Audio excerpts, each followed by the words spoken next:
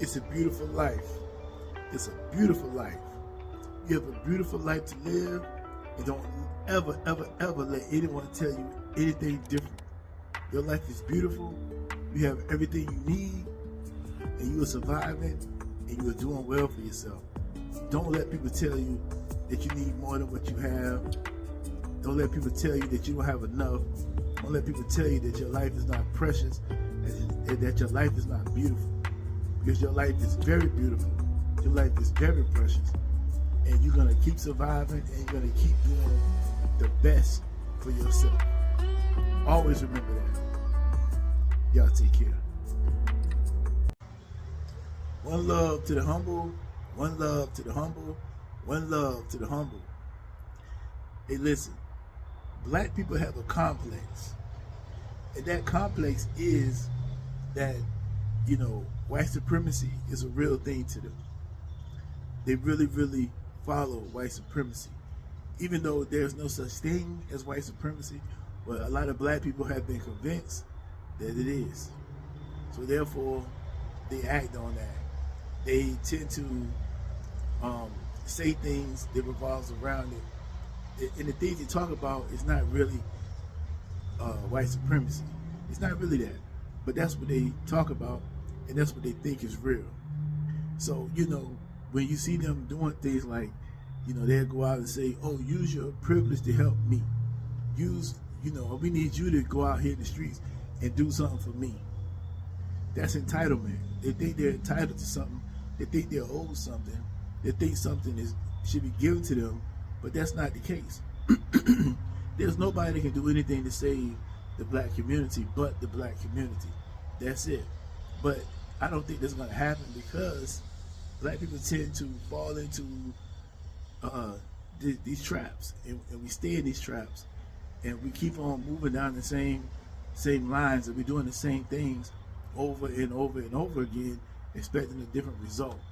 And a lot of times what will happen is black people will get upset with you if you do not follow the things that they think you should be following. So you're going to get a lot of backlash if you're a black person and you don't follow that same thought process. Then you're gonna catch backlash. That's just the way it is. You're gonna be called an Uncle Tom. You're gonna be called a sellout. You're gonna be called all the names, everything negative when it comes to it, because you don't have the group mindset.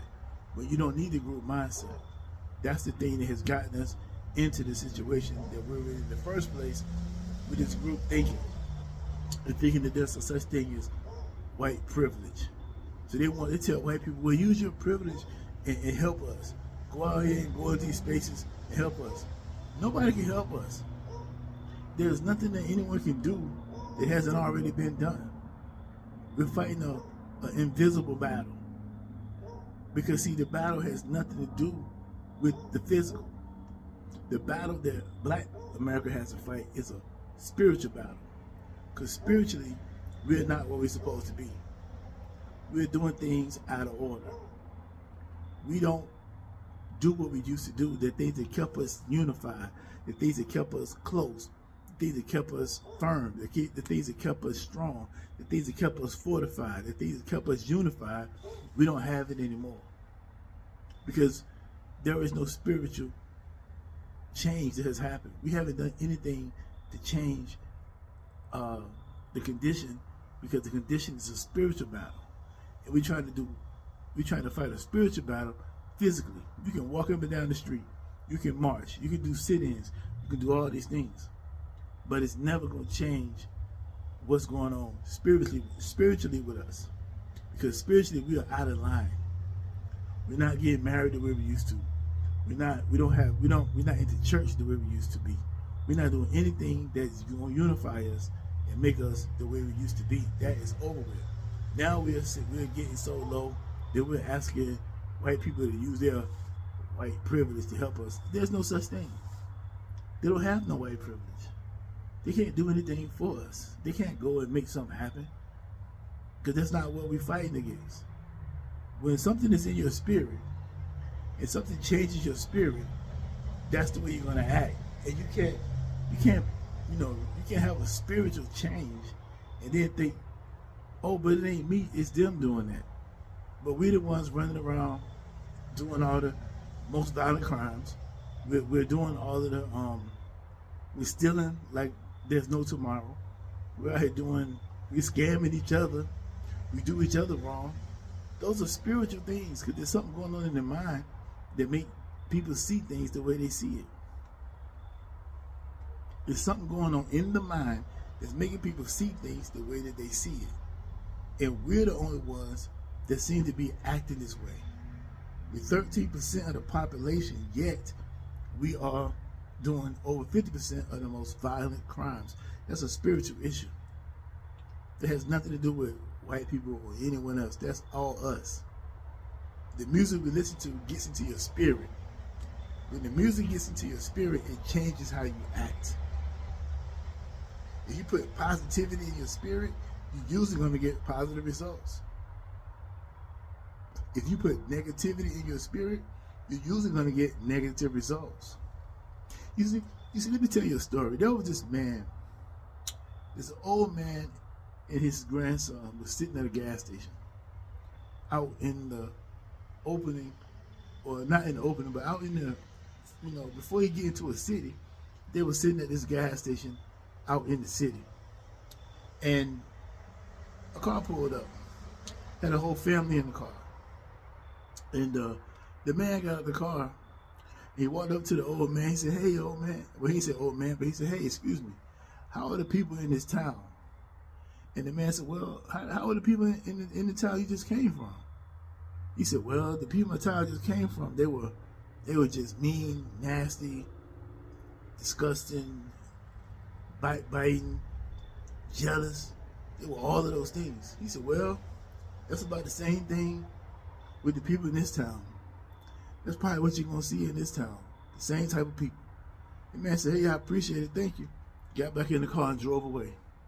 Another car pulled up. The man got out, went up to the old man. He said, "Hey, excuse me, sir. Hey, how are the people in this town?" He said, "Well, how are the people in the town you just came from?" He said, "Well, the people in the town I just came from, they were nice. They were good-hearted. They would do anything for you.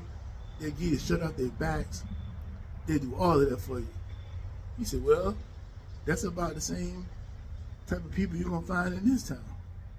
The old man, the man got his car and drove off.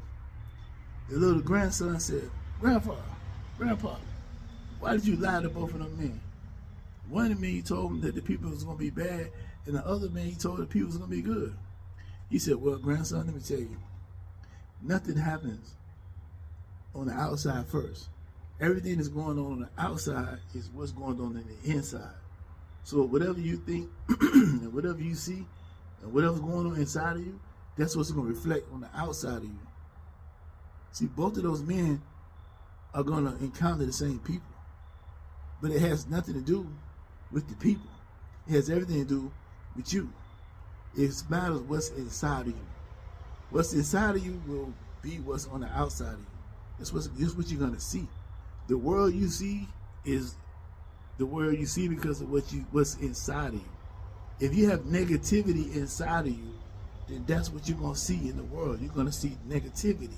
That's what you call spiritual. If you have positivity inside of you, then what you're going to focus on is positivity.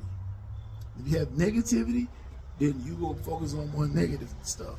If you have positivity, then you're going to focus on more positive stuff. That's what you're going to see more than anything else.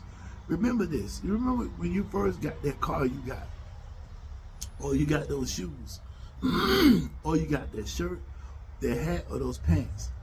Before you bought them, you may have never seen that car before you got it. And then you bought the car. And then all of a sudden, you start seeing that car everywhere you look. That car is there. Why does that happen? Because it's spiritual. Once it get in your mind, it was already around you all the time, but you never saw it until you internalized it, because that's yours now. And now you see it everywhere. See how that works? The same thing goes with clothes. The same thing goes with shoes. Whatever. You probably was never noticing any of this stuff at first. But then when you got it, and that's embedded in your spiritual, you start seeing it everywhere you went. It's like, oh, these cars are everywhere. I never noticed them at first, but they was always there. Whatever's going on inside of you is what's going to happen on the outside of you. Whatever you see inside is what you see outside. And if you think somebody has some type of privilege, they can go and do something for you, and they can change your condition, then you're absolutely wrong. The only person that can change your condition is you. It's never gonna be like a unified thing where this one thing happens where you click the finger and all people are now better. Each individual has to look at inside themselves, look at the spiritual things going on inside of them, and that's what's gonna make the change. Nothing else. Each individual has to change themselves. But see, black people have put themselves in a position of this group thing, of this unity mindset, and that's you're never gonna change a whole group to positive when they've been influenced so long by negativity, or everything they view it as negative. And that's what's in their psyche, that's just what's in their spirit. So when you have something negative in your spirit, there's no way you're gonna be able to see the positive in the world. That's why so many black people are always talking about how they hate this, they hate that, they hate somebody. And you cannot say nothing to them, because if you do, then you must be racist. Right? That's what they think. You can't tell them no. You can't deny them. You have to give it to them. Because if you don't, then you must be racist, because you didn't just give me this. They don't see the spiritual part of it. And that's why they suffer. And they're going to continue to suffer until they come back to understanding what's really going on. It ain't nothing physical. It's all spiritual. But you're never going to be able to affect the physical with the spiritual. And you're never going to be able to affect the spiritual with the physical. It's all a spiritual battle. We are spirits. We are human beings. We are spirits. And that's the only way you're going to be able to change something is changing the spirit. It's nothing physical you're going to be able to do. You can come up with all these terms. You can come up with all these words. You can come up with all the fancy stuff you want. But ain't nothing going to change until you change the spirit. The spirit of a person is what dictates their whole entire life. And black people's spirit is corrupt, dirty, immoral, nasty, degenerate. All of that. That's in our spirit. Our women are walking around here half naked, twerking, doing everything under the sun that's spiritually depleted. I mean, not spiritually depleted, but they're just morally bankrupt. They have nothing else left. They're at the bottom. And they look at the men in their same community as nothing, as dirty, as no good, as all the negative things. And that goes for all women. Matter of fact, most women look at men as degenerates, when the men are the ones who do everything. And it's only because women are very, very complex. They're very complex, and they have a lot of things. If you did study, you'd be surprised at the things that go on with them. You know, they did a study on fantasies of women. You know, they found that most of their fantasies are the very same thing that they will get a man locked up for. Is what they fantasize of happening to them. And if you did that for real, you'll get locked up. She'll report you and you'll get locked up. But she fantasized about it happening to her. And that's crazy.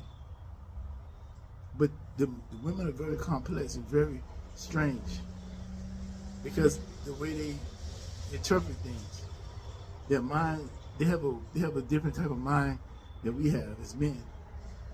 But that's a little bit off the subject, but I'm just saying, overall, as a black community, we're at the bottom, and we're going to stay at the bottom until we spiritually get ourselves together. Each individual got to spiritually get themselves together.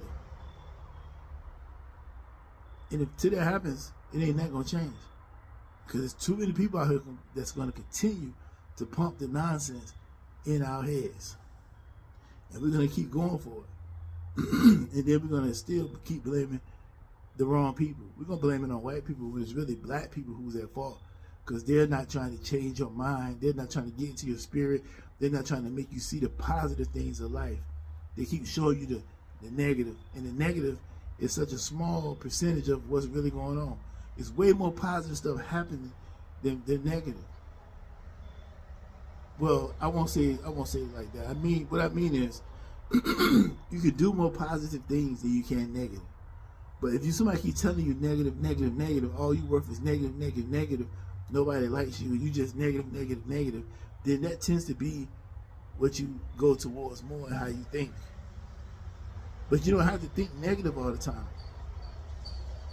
We can change this community around with positive thinking and looking at the world with a different viewpoint. Because there's so much you can do that you have.